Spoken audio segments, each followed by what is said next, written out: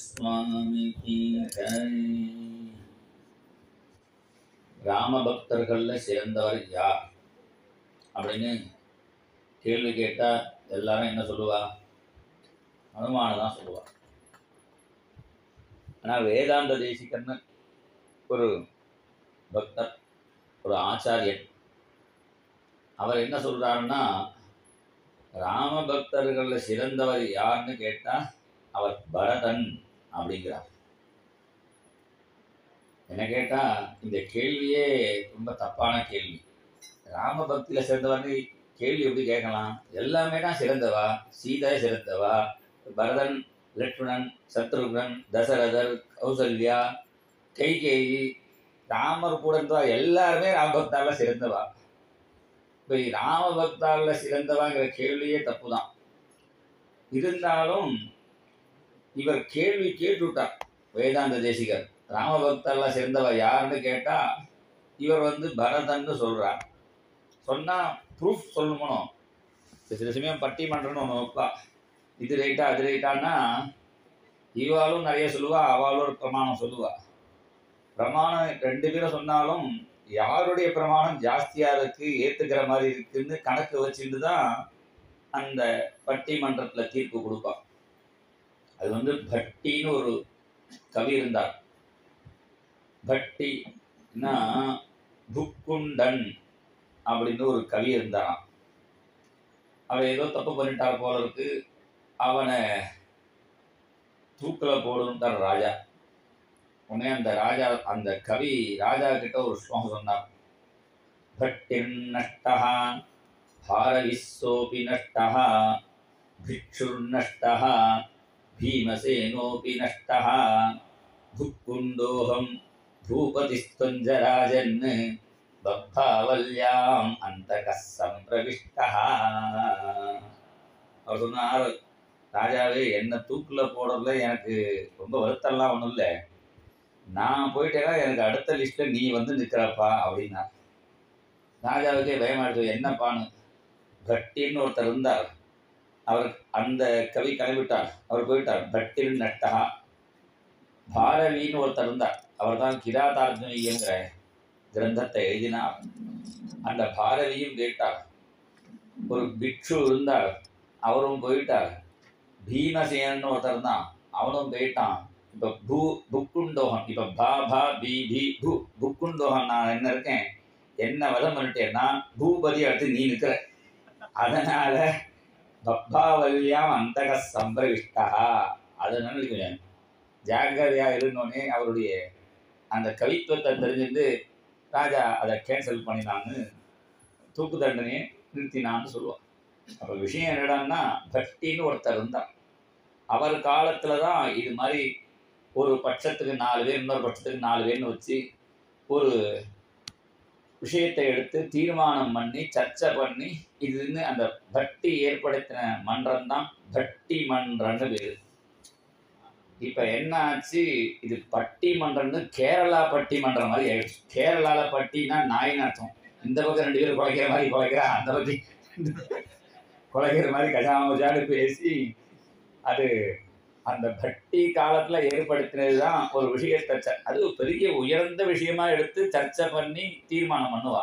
இப்ப என்னன்னா சம்பந்தமே இல்லாம இட்லிக்கு தொட்டுறது சட்னியா சாம்பாரான்னு அது ஒரு சர்ச்சை பண்ணி இதை தெரிஞ்சுட்டு எதை தெரிஞ்சுட்டு என்ன பிரயோஜனம், எத்தையோ தொட்டுட்டு சாப்பிட வேண்டியதானே. அப்படி இல்லாம ஒரு உயர்ந்த விஷயத்தை எடுத்து சர்ச்சை பண்றது தான் பட்டி மன்றம்னு. அந்த அப்ப இப்ப வேதாந்த தேசிகர் ஒரு விஷயத்தை எடுத்துட்டார். என்னன்னா, ராம பக்தர்கள்ல சிறந்தவர் யார் அப்படின்னு கேள்வி கேட்டார். கேள்வி கேட்டுட்டு அதுக்கு பதில் சொல்றார். அவர் பாதுகா சகஸ்திரம்னு ஒரே நாள் ராத்திரியில 1000 ஸ்லோகம் எழுதினார். அப்பேற்பட்ட மகான். கவிதார்க்கிக சிம்ஹாய அப்படின்னு கவி தர்க்கத்துலாம் அவர் சிம்மம் மாறினான். வேதாந்தாச்சாரிய வர்க்கியோமே சந்நிதத்தாம் சதாகிரி கல்யாண குணசாலினேன்னு மகான்.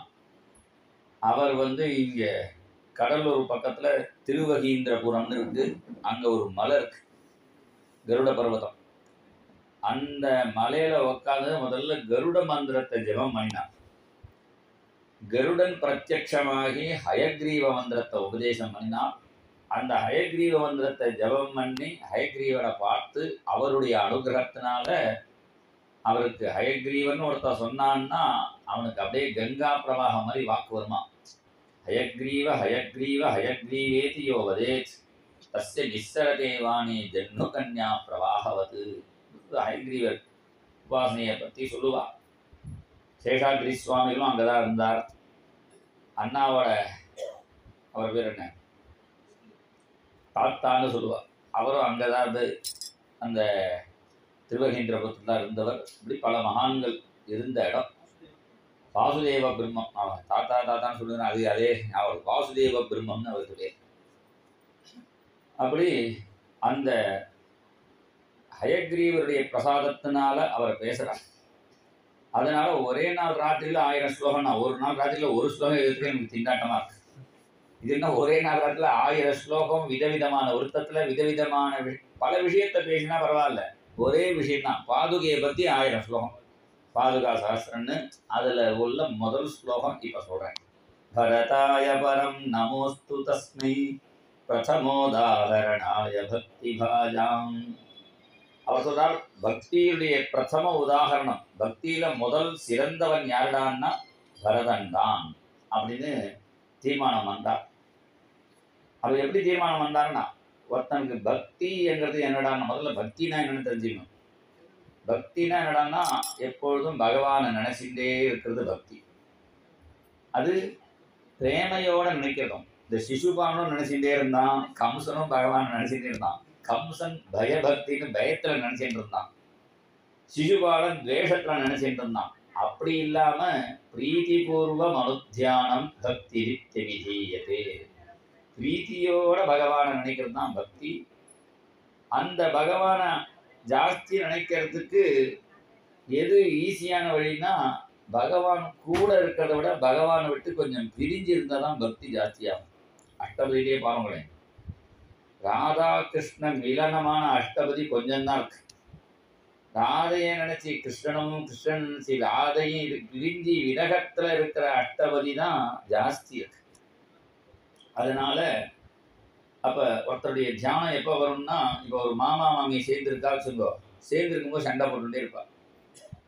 ஒரு மாதம் மாமா எங்கேயோ வெளியூர் போயிட்டாங்கன்னா அப்போ தியானம் ஜாஸ்தியாக இருக்கும். மாமாவுக்கு மாமி தியானம், மாமிக்கு மாமா தியானமும், ஃபோன் அடிக்கடி பேசி பேசி அப்போ ஃபோன் பில்லு ஜாஸ்தியாகிடும். அப்போ என்னடான்னா, சேர்ந்து இருக்கிறத விட பிரிஞ்சு இருக்கும்பொழுது தான் அந்த தியானம் ஜாஸ்தி வரும். அதை சொல்றான், சங்கம விரக விகல்பே வரமிக விரகா ந சங்கமஸ்தஸ்ய. சேர்ந்து இருக்கிறது பிரிஞ்சு இருக்கிறதுல எது ரொம்ப நல்லதுன்னா வரமிக விரகான்ட்டான். விரகம் தான் சிரேஷ்டம்ட்டான்.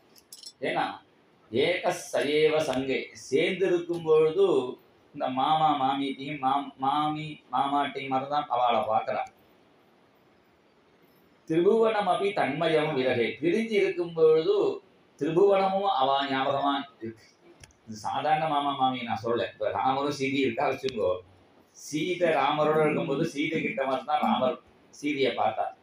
சீதையை ராவணன் தூக்கிட்டு போன பிறகு மரம் மட்டை செடி கொடி இறந்த பார்த்தாலும் சர்வம் சீதாமயம் ஜெகத்து அப்படின்னு பார்த்தான். சர்வம் ராமமயம் ஜெகத்து என்று ராமரோட இருக்கும்போது ராமர்கிட்ட மாத்திரம் ராமரை பார்த்த சீதாதேவி ராமரை விட்டு பிரிஞ்சு அசோகவனத்தில் இருக்கும்பொழுது எதை பார்த்தாலும் நைஷா பஸ்யதி ராட்சஸ்யோ நேமான் புஷ்பபலத்ருமான் ஏகஸ்த ஹிருதயானோனம் ராமமேவானு பஸ்யதி. மரம் செடி கொடி எதை பார்த்தாலே ராமராகவே இருக்கு. அப்படி விரகத்தில் தான் கூடுதல் தியானம் வருது. ராமரை விட்டு ரொம்ப நாள் பிரிஞ்சு இருந்தது யாரடான்னா பரதன் தான். முதல்ல 12 வருஷம் கேகே தேசத்துல இருந்தான். அங்கே தத்ராபி நிவசந்தவத்தோ தப்பேமானோச்ச காமதா பிராதரோ ஸ்மரதாம் வீரோ நினைச்சுட்டே இருந்தான். திரும்பி வந்த பிறகு ராமருக்கு பட்டாபிஷேகம் நினைச்சுட்டு வந்தா, ராமர் காட்டுக்கு போயிட்டானே, ராமரை தெரிந்து காட்டில் வந்து அவர்கிட்ட பாதுகையை வாங்கிட்டு அந்த ராமரையே தியானம் பண்ணி மறுபடியும் ஒரு 14 வருஷம் இப்படி பிரிஞ்சு எப்பொழுதும் பகவானை தியானம் பண்ணிட்டு இருந்ததுனால அந்த பரதனுக்கு முக்கியத்துவம் என்று வேதாந்த தேசிகர் சொல்றார். நம்ம விஷயத்துக்கு வரும். இந்த பரதனுடைய பக்தியை விஸ்தாரமாக அயோத்தியா காண்டத்தில் நம்ம பார்க்குறோம். ராமர் அம்மா கிட்ட ஆசீர்வாதம் வாங்கிட்டு சீதையை பார்க்க போறா. சீதையை பார்க்க போகும்பொழுது சீதை வந்து அப்பாவையோ அம்மாவையோ தன்னையே குறைவா நினைக்கக்கூடாது. ஏண்டாண்ணா, என்ன உங்க அப்பா இப்படி இருக்காரு, நேற்றுக்கு பட்டாபிஷேகம் நீ காட்டுக்கு போங்கிறாரு, ஒரு தீர்மானம் ஒன்றும் டிசிஷன் எடுக்க தெரியாதா, இன்னும் ராஜ்யம் பண்ற உங்க அப்பா அப்படின்னு அப்பாவை தப்பா நினைக்கக்கூடாது. இல்லை அப்பா ஒன்றும் பண்ணலை, அம்மா தான் வரம் கேட்டா. உங்க சின்னம்மா ஏன் இப்படி பேராசாக்காரியா இருக்கா அப்படி சின்னம்மாவையும் கைகேயி அம்மாவையும் தப்பா நினைக்கக்கூடாது. இல்லை அம்மா அப்பா கேட்டால் கூட நான் தான் போகிறேன்னு அனுவாதம் வாங்கிட்டு தரேன்னு நீச்சல் மண்டுவா நிற்கிறே, அவள் பூனை போகிறதான் நான் எனக்கு ராஜ்யம் நான் இங்கே இருக்கே சொல்லக்கூடாதான்னு நம்மளையும் தப்பா நினைக்கக்கூடாது. ஏன்னா சத்தியத்தினுடைய கௌரவத்துக்காக தான் அப்பா அம்மா நாங்கள் எல்லாருமே சத்தியத்துக்காக எல்லாத்தையும் தியாகம் பண்ணுறோங்கிறத சீதை புரிஞ்சிக்கணும். அதை புரிஞ்சிக்கணும்னா ஒரு நல்ல குலத்தில் பிறந்த பொண்ணாக இருந்தால் அதை புரிஞ்சிப்பான். அதனால கூப்பிடும்பொழுதே அதை சொல்லி கூப்பிடுறா. குலே மகதி சம்பூதே தர்மஜ்ஞே தர்மச்சாரிணி ஸ்ருணு ஜானகியே நேதம் கிரமேணாப்யாகதம் மம.